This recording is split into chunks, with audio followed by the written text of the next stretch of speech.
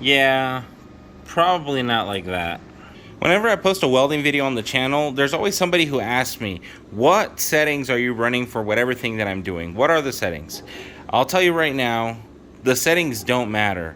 The settings between that machine and that machine and that machine and that machine and that machine and that machine and that machine and the machine behind that one, they're all different. They're all going to be different.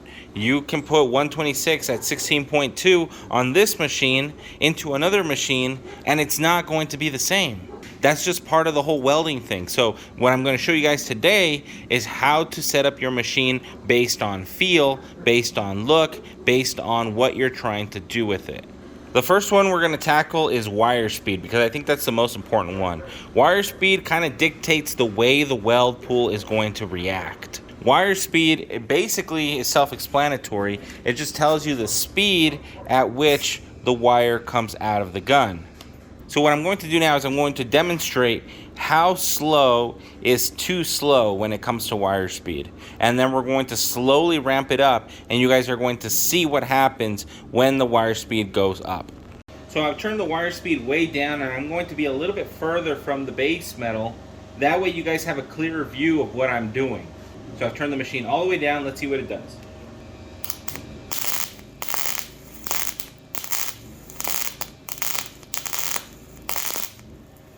So the entire time I had my finger directly pressing on the button and I was not letting go. If you guys were paying attention, the weld pool was welding and then it was not welding, then it was welding and then it was not welding. And the reason for that is because the wire was heating up faster than it was coming out of the gun. So if you're welding and you see that the wire is receding back into the gun as you're welding, you know that you need to turn up the wire speed.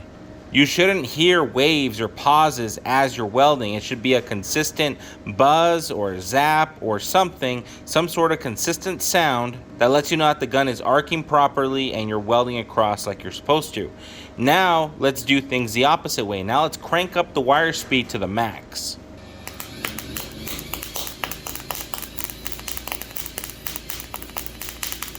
So we had a very similar situation. In both cases, the gun was stopping, starting, stopping, starting. But in the first case, the wire was receding into the gun. On the second case, check this out.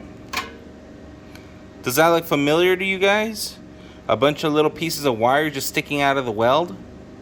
What's happening is that the welding wire is going into the base metal, but it's moving so fast that it crashes and it bends. Then it heats up, then it breaks, and then the next one comes in, it hits it, it bends, and then it breaks. And it kind of sounds and it feels like if you have a little machine gun, pop, pop, pop, pop, pop. And if you really look at it, that's kind of what you're getting. So if it's going too slow, it's receding into your gun. If you're going too fast, you'll start tapping on the material, you'll start feeling resistance in your gun. Now let's turn the machine all the way down and find a happy medium for the voltage that we're running. Alright, so I've got my wire speed all the way down, I've got my voltage all the way down. And we should get a similar result as to what we were getting before. So let's go ahead and see what it does.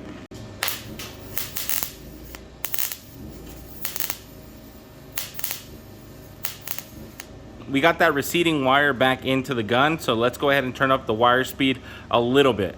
Alright, so I just went up 20 inches per minute, but if you're running on a machine that has like a 1 through 10 scale, you're going to want to go up about a half number or so. But if your machine is one of those that only has like a fast and slow option, then the best thing you can do is just to play with the voltage. But let's go ahead and try this again with 20 more inches per minute.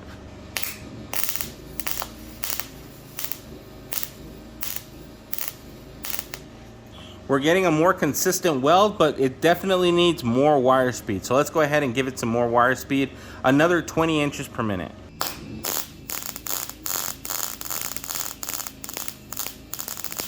It's probably still not enough wire speed, but it is getting better. So let's go ahead and add another 20 inches and let's see what happens.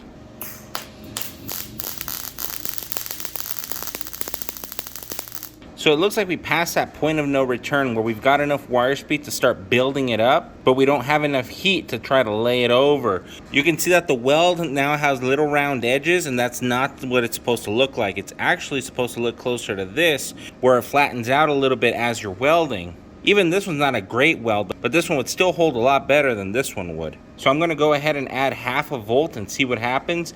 If you guys are on a 1 through 10 dial or ABC dial, this would be the equivalent to like 1 letter or 1 number. And if you're running on a machine that's like high and low, then you're probably gonna wanna run it on the high setting.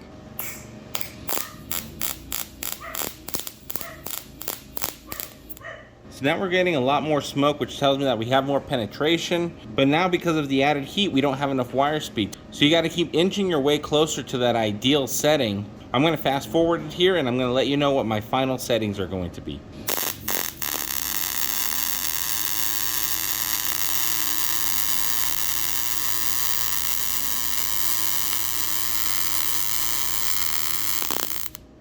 So as you can see, I've tried out a bunch of different settings to see which one I like the most, and I settled on these 3. This one's 14 volts, 14.5, and 15 volts. As you can see, they look more or less the same, if not a little bit hot. But as you know, we were already at 13 and 13.5 volts, and it didn't look anywhere near this. In fact, it always looked a little bit cold. I'll explain to you guys what the problem is and how you guys can fix it when you guys are welding your own stuff. I'm going to go ahead and start here and work my way down, but I want you guys to listen and pay attention to see what the arc looks like, and maybe you'll even be able to tell what I do in order to change it.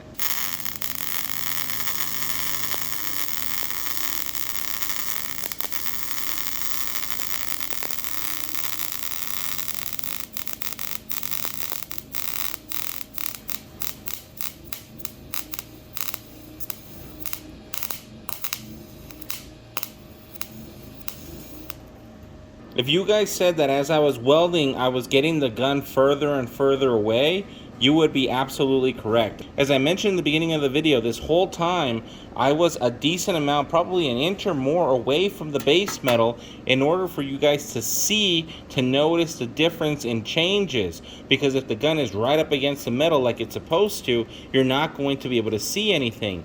But because of that, all of these welds were running really cold. Now, typically welds tend to get hotter as you move forward. You can see that the weld pool starts in a certain way, and then the further we go down, the hotter and hotter it gets. But in this case, the more we welded, the colder the weld got. And as you guys might have guessed, the further away your gun is from the base metal, the worse your weld pool is going to penetrate. That goes for MIG as well as Flux core. So when you're welding, your gun should be about 3/8 to 10 millimeters away from the weld pool, so that way you can have a consistent weld the entire way down. With that being said though, as you guys get more proficient in welding, you can play with getting further and closer away from the material in order to cool an area down a little bit before you get back in it without having to stop. Same goes when you're trying to wrap around corners or when you're trying to change directions. Sometimes you need a little bit more penetration and need to get closer, and sometimes you don't and you need to get a little bit further away. But as a rule of thumb, you should be around 3/8 of an inch. I kind of vary that quite a bit depending on what I'm doing, but as you can see, all of these weld pools had plenty of penetration. So there's no question of whether or not these beads would hold in a regular automotive application. With that being said, I will remind you that it's not just the settings, it's not just the machine, it's also the person behind the machine, behind the welding gun, that makes the difference above all else. In the next video, we are going to be tackling the differences between the different thicknesses of wire and how that plays a critical role when you're welding sheet metal. The link to that video is going to be right here in the middle of the screen or in the description down below. I will see you guys all in the next one. Night Wrencher, signing out.